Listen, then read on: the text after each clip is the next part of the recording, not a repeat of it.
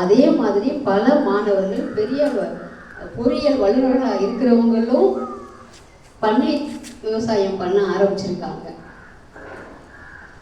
அதே போல எனது மாணவர்கள்னா சில பண்புகள் இருக்கணும் அப்படின்னு சொல்லி தான் நான் எனது மாணவர்கள வளர்த்துக்கிட்டு வந்துட்டு இருக்கேன். இது வரைக்கும் நான் கூட சொல்லுவேன், உங்கள்கிட்டையும் சொல்லி தான் இருக்கிறேன், இதுக்கு முன்னாடி போன மாணவனையும் சொல்லியிருக்கிறேன். ஏன் மாணவன் அப்படின்னா அவனுக்கு சில குவாலிட்டிஸ் இருக்கணும்டா அப்படின்னு சொல்லிட்டு அந்த பண்புகளோட உங்கள்கிட்ட நான் ஏற்கனவே சொல்லியிருக்கிறேன். அதை நீங்கள் நல்ல முறையில் ஃபாலோ பண்ணணும். உங்களுடைய குடும்பம், உங்களுடைய பெற்றோர்களின் நிலையை நினைக்கணும்.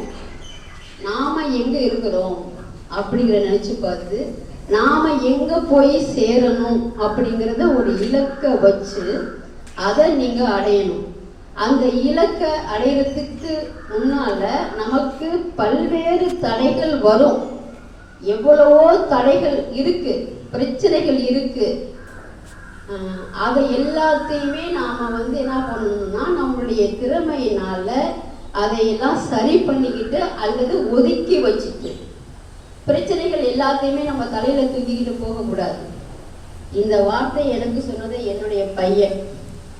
அவன் இப்போ 4ஆம் ஆண்டு பொறியியல் படிச்சுட்டு இருக்கிறான். அவன் தூக்கி சுமக்காதீங்க பிரச்சனைகளை அப்படின்பா. அவ்வளோ பெரிய மன வலியோடையும் மன அழுத்தத்திலையும் நான் இருந்துக்கணும். அதையெல்லாம் ஒதுக்கி வைங்கன்னு என் பையன் சொல்லுவான். அதை நான் இப்போ ரொம்ப ஃபாலோ பண்ண ஆரம்பிச்சுட்டேன். ஒதுக்கி வைக்கணும் அப்படின்னு சொல்லிட்டு.